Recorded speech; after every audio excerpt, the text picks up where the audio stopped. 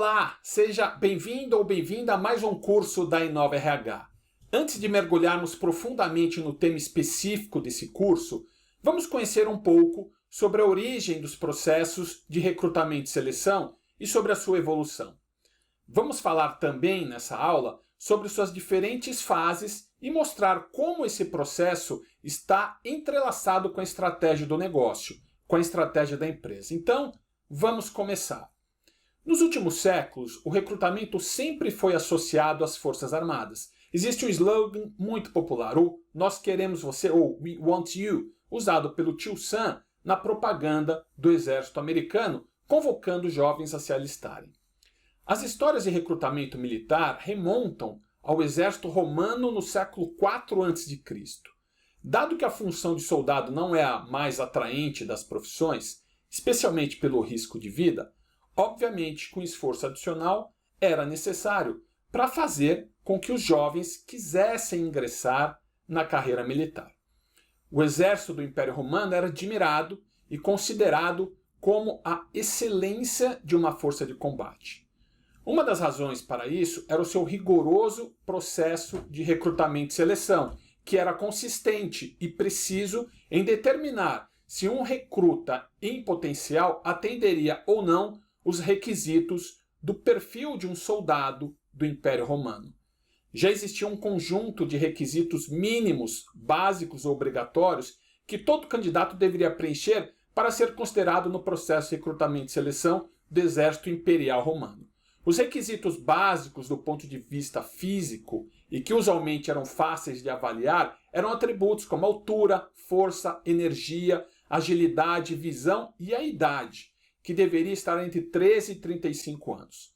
Os requisitos mentais não eram realmente importantes, embora as pessoas pudessem ser descartadas no caso de algum problema médico ou mental. A educação não era um dos principais requisitos para uma legião romana, embora ela fosse exigida dos que fossem cidadãos romanos. Para determinadas posições eram exigidos alguns requisitos básicos específicos. Existiam também alguns requisitos legais. Escravos, quem já tinha sido escravo, por exemplo, de maneira geral, não tinham permissão para ingressar no exército, uma vez que o recruta precisaria ser oficialmente romano também. Todos temos familiaridade com o período de excelência no início de um contrato de trabalho.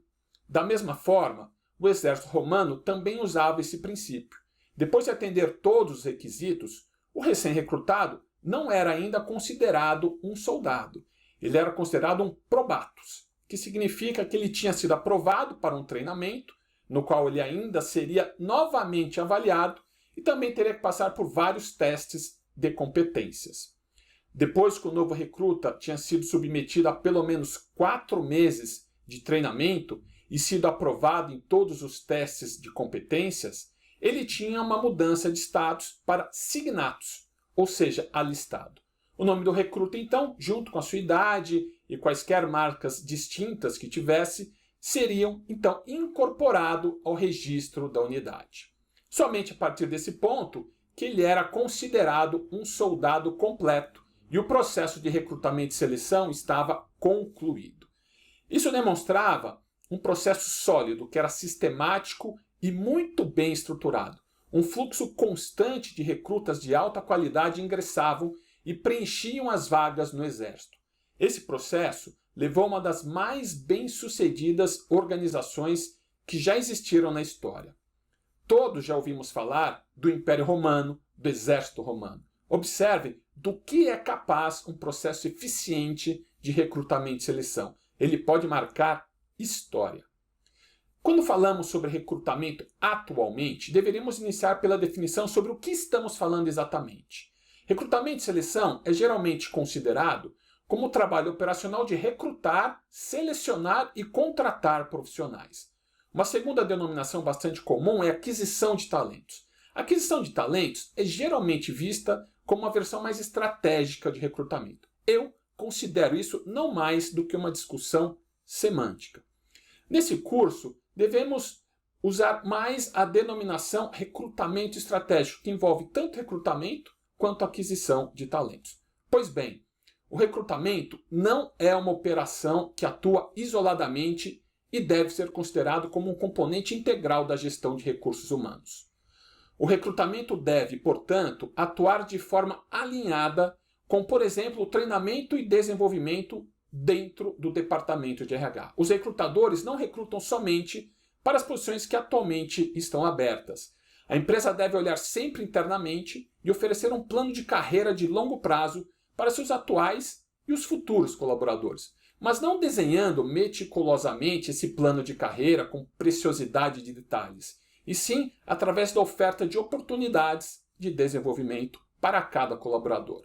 O recrutamento estratégico tem que ser alinhado com os interesses do negócio e, portanto, também com suas prioridades estratégicas. Como podemos definir recrutamento estratégico? Recrutamento se refere ao processo completo de atrair, recrutar, selecionar e contratar candidatos qualificados para posições dentro de uma organização. Essas posições podem ser permanentes ou temporárias. Na maioria das vezes, esses empregos são remunerados, mas também podemos recrutar para posições não remuneradas. Os gerentes profissionais generalistas de RH ou especialistas em recrutamento podem ter a atribuição de conduzir o processo de recrutamento, mas, em alguns casos, agências de recrutamento são usadas para executar determinadas partes do processo.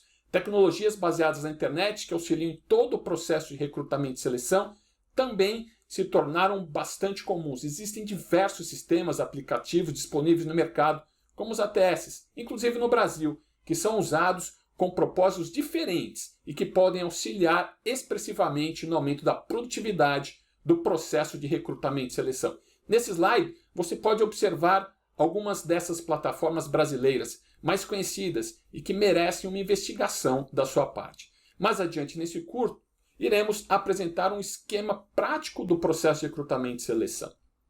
Entretanto, agora, quero te apresentar a teoria atração, seleção, desgaste, ou se preferir retenção, de Benjamin Schneider, um professor referência no mundo em psicologia do trabalho de 1985. Essa teoria é mais conhecida como teoria ASA, iniciais em inglês para Attraction, Selection e Attrition.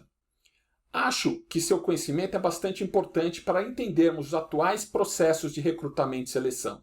Schneider descreve esses três processos ou forças dinâmicas interrelacionadas que determinam os tipos de pessoas em uma organização, o que consequentemente define a própria organização, suas estruturas, seus processos e, em última análise, sua cultura. Segundo esse modelo, são as pessoas que criam a cultura da empresa, com participação importante dos seus fundadores. A primeira força é a atração. As pessoas que estão buscando uma oportunidade de trabalho podem se candidatar em diferentes empresas, mas elas optam por aquelas que são mais atrativas para ela. O fit, que podemos traduzir por casamento, encaixe, combinação em português, percebido da pessoa que está procurando emprego com uma determinada empresa, é o que determina para essa pessoa se vale a pena ou não se candidatar a uma vaga nessa organização. A segunda força do modelo é a seleção. Aqui, a organização é que está no controle, uma vez que ela determina quem quer contratar para um trabalho, com base em sua avaliação das características e capacidades dos candidatos. Isso quer dizer que a empresa seleciona o grau de fit ou encaixe entre o candidato e a necessidade da organização ou a necessidade da função para a qual ela está sendo contratada.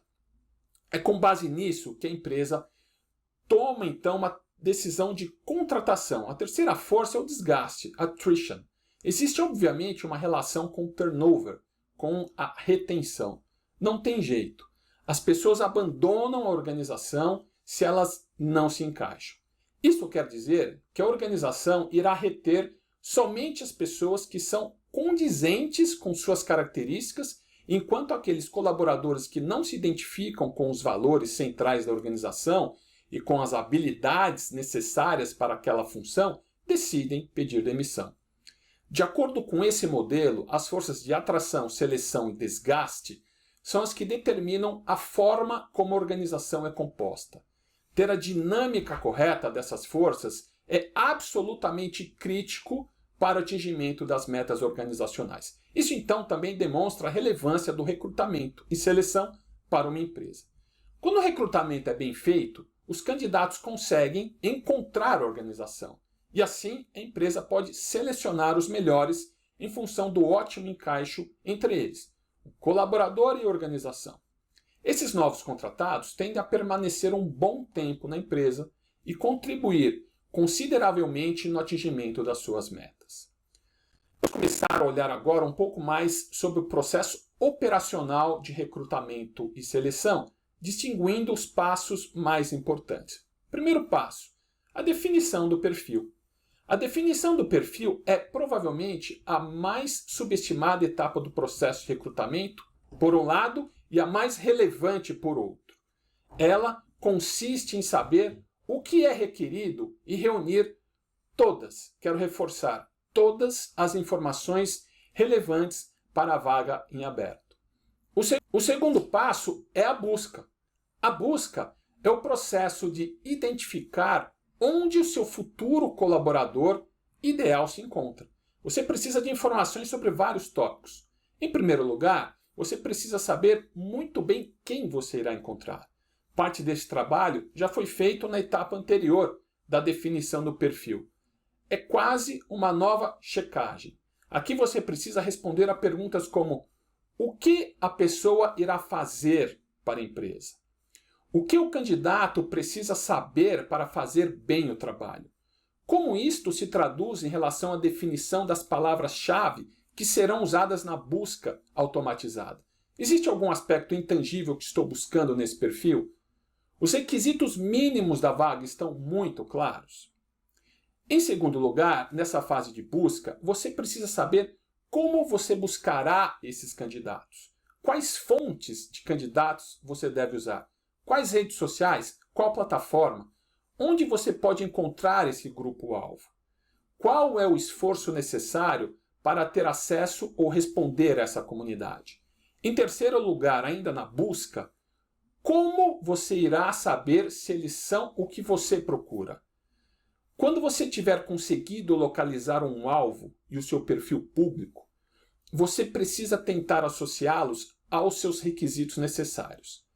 Em quarto e último lugar na busca, o que você deve dizer a eles? É essencial ter uma história atrativa para contar aos candidatos sobre a empresa e a função, o cargo, com o propósito de convencê-los a ingressarem no seu processo de recrutamento.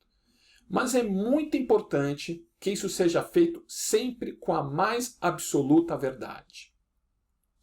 Uma vez que você tenha coberto esses 4 elementos, você estará pronto para começar a atrair os candidatos certos, sendo um recrutador corporativo ou fazendo headhunting, se você for um recrutador de uma agência. Terceiro passo. Depois da busca vem a atração. A atração dos candidatos pode ser feita de várias formas. Através de uma marca forte como empregador, através do recrutamento por indicação, através de anúncios. O quarto passo é a seleção. E aqui estamos bem dentro do tema principal desse curso. A seleção diz respeito ao processo de reduzir a quantidade de candidatos, shortlisting em inglês, chegando nos melhores, se engajando com esses e os convidando para uma entrevista por telefone, pessoalmente ou ainda usando uma plataforma de gravação de entrevistas. E realizando também a parte de assessment, os testes do processo de recrutamento. Busque assegurar que os critérios de seleção durante o processo não sejam discriminatórios e que as pessoas envolvidas no processo de busca e seleção não sejam muito enviesadas. É importante notar que, por natureza, todos temos nossos vieses, mas fazendo com que as pessoas tenham consciência dessa realidade já faz uma grande diferença para melhor. Último passo, a contratação. A contratação é o passo final no processo de recrutamento, a fase em que corresponde à negociação e à contratação do processo de recrutamento, que resulta no candidato selecionado sendo efetivamente contratado como colaborador. Às vezes, o onboarding ou a integração do novo colaborador, se preferir, também é considerado parte desse processo. Às vezes, a definição e a busca são combinadas em um único passo, em função de que ambas as fases são altamente focadas na criação de uma persona ideal do funcionário. Nós decidimos separá-los para enfatizar a importância da definição como um passo à parte dentro de um processo efetivo de recrutamento, sobre o qual você irá aprender mais nas aulas seguintes do curso. Às vezes, você vai encontrar também a contratação combinada com o onboarding, sendo o passo final do processo de recrutamento. Ao mesmo tempo que estamos apresentando algumas definições e para terminar essa aula, vamos dar uma olhada rápida em uma outra importante distinção que diz respeito à diferença entre recrutamento corporativo ou organizacional e agência de recrutamento. O recrutamento corporativo é o processo de atrair, buscar, selecionar e contratar novos colaboradores para uma organização específica. Isso é diferente de agência de recrutamento. As agências de recrutamento trabalham de forma independente da organização e atuam mais como um fornecedor do recrutador corporativo. Recrutamento corporativo inclui uma série de elementos organizacionais, como a definição da estratégia de recrutamento, a representação da organização no mercado de trabalho, o gerenciamento dessas agências de recrutamento, a execução do processo de recrutamento e seleção e a gestão do mercado de trabalho. Bom, nesta aula você pôde conhecer um pouco sobre a história do recrutamento. Você aprendeu também sobre a teoria da atração, seleção e desgaste de Schneider e pôde conhecer as principais etapas no processo de recrutamento e seleção. Nos vemos na próxima aula. Até lá!